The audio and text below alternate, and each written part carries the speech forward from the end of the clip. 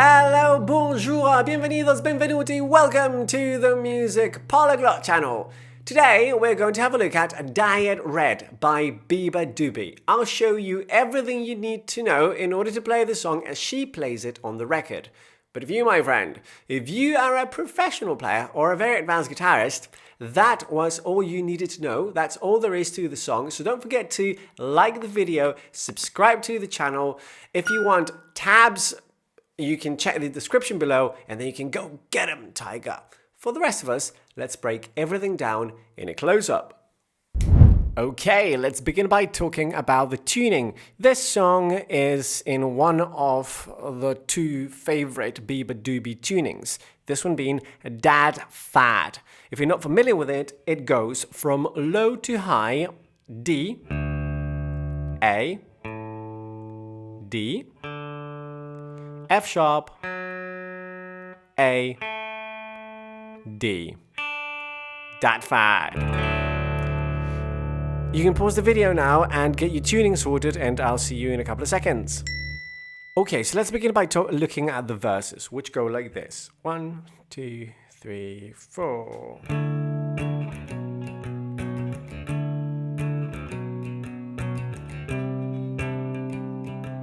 Slow.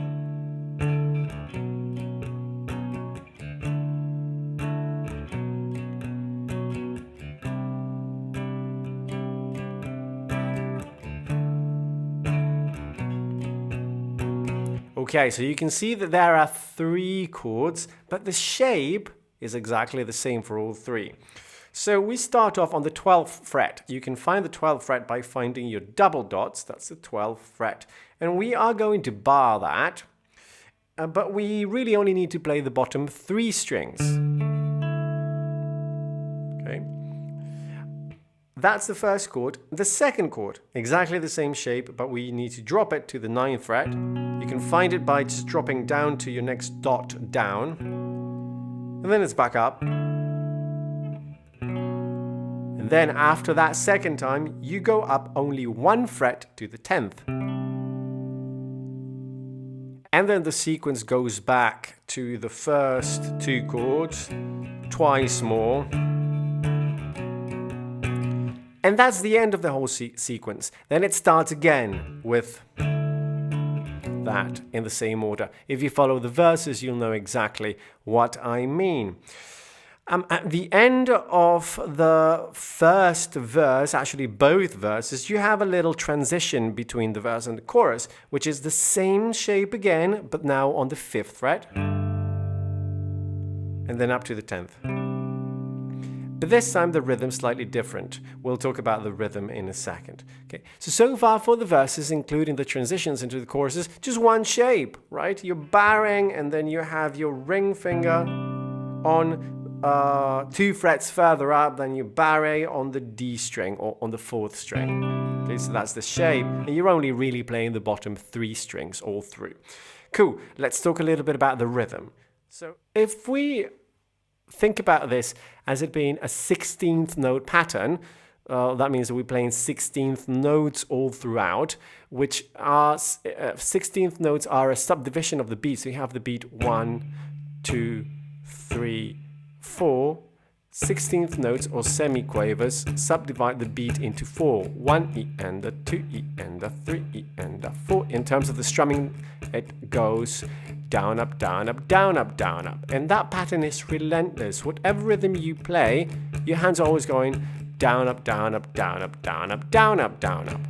Okay, so let's break down the whole rhythm pattern. I'll count it for you as I play it so that you can see what's going on with the rhythm up here. So 1, 2, and a, E and 4, E and a, 1, 2, and a, E and 4, E and a. Let's break it down. So 1, 2, and a. So that's down, down, down, down, up. Check out how we have an empty down, down, down. And that one's empty because I'm not playing anything, but still my hand goes down. Then we play it again on 2, 2. On the next down, we play a muted strum as I transition to the next chord, to which I'll transition on the upstroke, the of 2. 1, 2, and da. Then I have that up down. 1, 2, the and. And then on, that's the E and of 3, and on 4 you go 4, E and da. We're playing all 4 16th notes of the 4th beat, but we only want to hear the chord on the first 2. 1, E and da.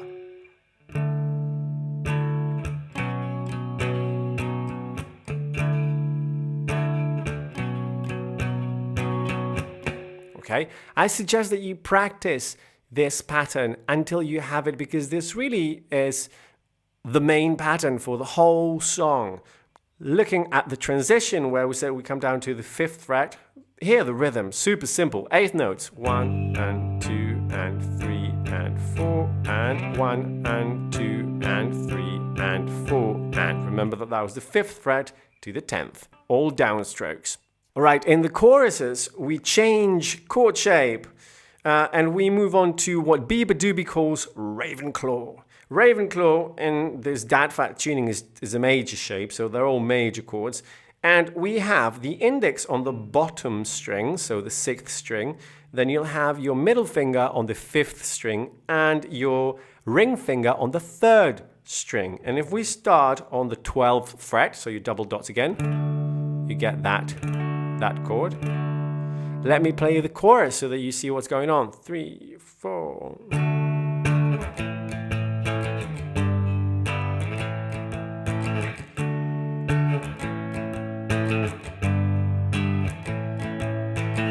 Okay, now things start to get a bit simpler because the rhythm is exactly the same as it was in the verses, so we don't need to go through that again. I hope that you have it by now. Chord shapes, again, only one chord shape, Ravenclaw. And it goes from the 12th fret to the 7th fret. You can use your dots to help you navigate down to the 5th, which is 2 frets further down, obviously, next dot down, and then back up again to the 7th. And that's it. That's the chord sequence. 12th, 7th, 5th, 7th. All right, that is the chorus. Let's talk about the bridge. Now, on the bridge, Beabadoobee doesn't play. On the bridge, it's just the first guitar playing some arpeggios. But I'll show you the chords that you can play if you wanted to, say, play and sing or play along to the track, etc., adding this second guitar part. Same shapes as in the chorus, so Ravenclaws. You start on the 5th fret. And we are this time going to include the open 1st and 2nd strings as well, just to give it a bit more of a cushion, right? And we want to get this really nice and arpeggiated sound, which you achieve just by, striking the strings almost one by one, slowly. You go from the 5th to the 7th, then up to the 12th, 10th, and back down to the 5th. Now, here's where the chord shape changes a little bit. You move on to the 6th fret, so the bass note will move on to the 6th fret. And you have index on the 5th fret, 5th string. Second finger, middle finger on the 6th fret, 6th string. And ring finger, 3rd finger, on the 6th fret of the 4th string. Right. And you only want to play those 3 strings. And then you revert to Ravenclaw on the 7th fret. Okay? Remember that you have this as a transition between the chorus and the bridge. So here, 1, 2, 3, 4, 1, 2, 3, 4, 1, 2, 3, 4, 1, 2, 3, 4, 1, 2, 3, 4, 1, 2, 3, and back to. Now here, check it out on this transition. 1 and 2 and 3, but this one's different. Just in terms of the rhythm. down, up, down, up, down, down, up. 1 E, a 2, and a E, a 4 E.